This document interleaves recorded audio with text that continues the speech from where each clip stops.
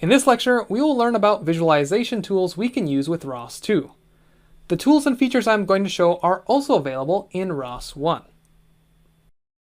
The first tool we will use is called RViz, which is a 3D visualization tool.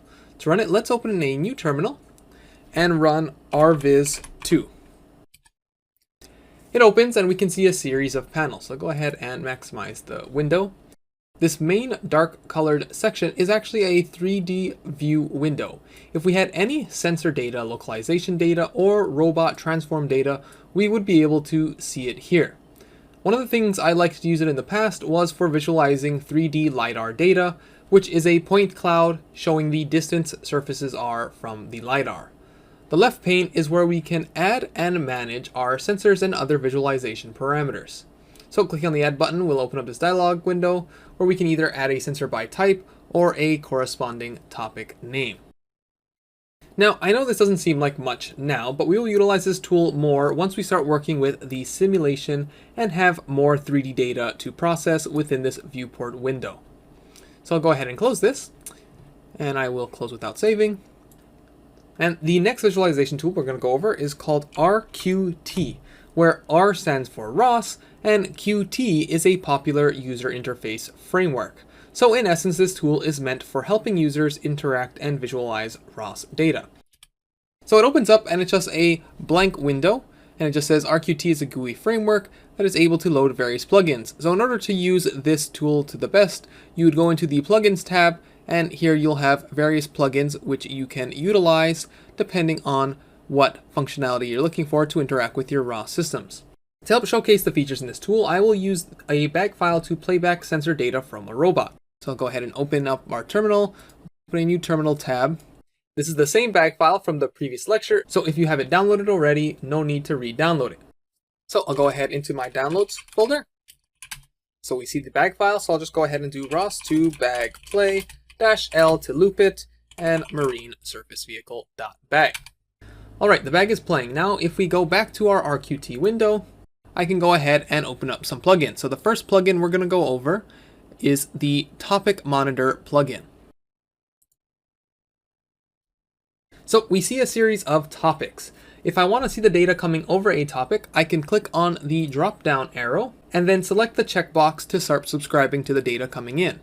So here we can see things like the latitude and longitude coming in the same way we would do it from the terminal, but now in this user interface. And we can do this for multiple topics at the same time.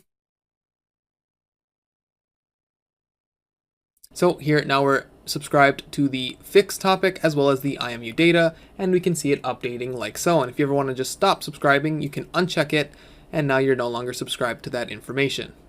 It says not monitored. So I'll go ahead and collapse that. So as you can see, this RQT plugin is an interactive way of doing ROS2 topic list and ROS2 topic echo through a user interface. In the Actions project walkthrough video, you saw me utilize this RQT tool to create a publisher in order to publish my robot's coordinates. I did that with the Message Publisher plugin. So whenever you open multiple plugins, it'll open in a separate window, and you can feel free to rearrange the windows to match your configuration that you want. So I'll go ahead and put this back down here. And so as you saw me use it in the previous lectures, you could create a topic name such as test topic, give it a particular message type, so I'll just create float, add it to our list of existing topics, so these ones were here from previous lectures. If you wanted to remove them, you can just hit the minus sign. And then if I wanted to echo this topic, so right now it's 0.0, let's change to something like 1.5. And then if I want to publish this, I can go ahead and hit it like that. We see it appear in our topic monitor. And if I go ahead and subscribe to it, we see it says 1.5, and I can publish different values like 3.0, and we see it changes in the topic monitor. Again, this all corresponds with our standard ROS2 commands that we can use in terminal. So the same ROS2 topic echo / test topic, and we see that 3.0 value. So again, I can change it one more time just to show. All right, 4.5, and we get the 4.5 when echoing the data in terminal. All right, I'll go ahead and stop publishing that, and I'll go ahead and close this plugin for right now. Another useful feature for checking interactions between nodes is the Node Graph plugin. Alright, so I'll go ahead and slide this over and we can zoom in using the scroll wheel. And right now we only are showing nodes. So we see the ROS_bag2 player node, but I can actually go ahead and do nodes/topic, and I'll just choose the active ones. And here we see the ROS2bag player is publishing to Fix, and that's because here in our topic monitor we're subscribing to it. So I can go ahead and try this out in terminal one more time.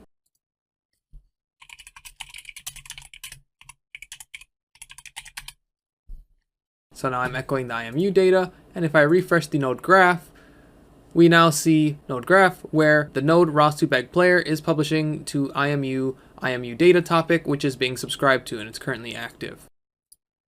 Alright, so I'll go ahead and stop that echoing, close this terminal, and again if I refresh it, it'll update as such.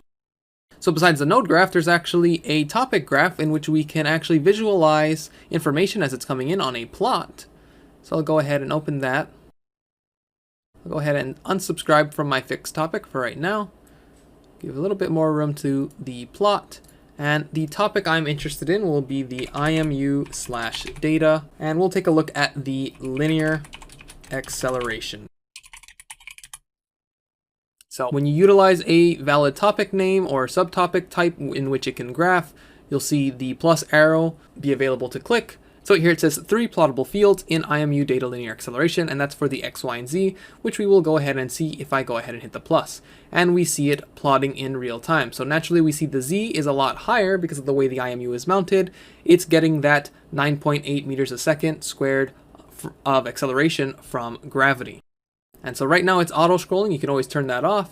And once we reach the end of the bag file and it loops, you'll actually notice the graph stops producing, and you can just go ahead and clear the plot, and it'll go ahead and restart from the beginning. That's only because we technically went back in time as part of the bag file looping. If you ever want to stop this, you just go ahead and hit the minus sign and remove the particular topics you want to stop graphing, or all of them. And last but not least, one of the greatest plugins of interest that my students like to use is heading over to the visualization and the image view. Alright, so if I go ahead and expand this a bit, I'll actually go ahead and close our topic monitor for right now. We are greeted with this gradient screen. This is where the images will show based off the topic we select. So if we hit the refresh button, we can actually see a list of available topics which has image streams available to us. So in this case, we have a USB camera with compressed images going through. So if I go ahead and click on that, we can actually see the front camera of this autonomous surface vehicle that was being used in this bag file. Alright, I hope that was a good introduction to the RQT tool. Feel free to check out the plugins and see how they can be helpful to interact with your ROS system.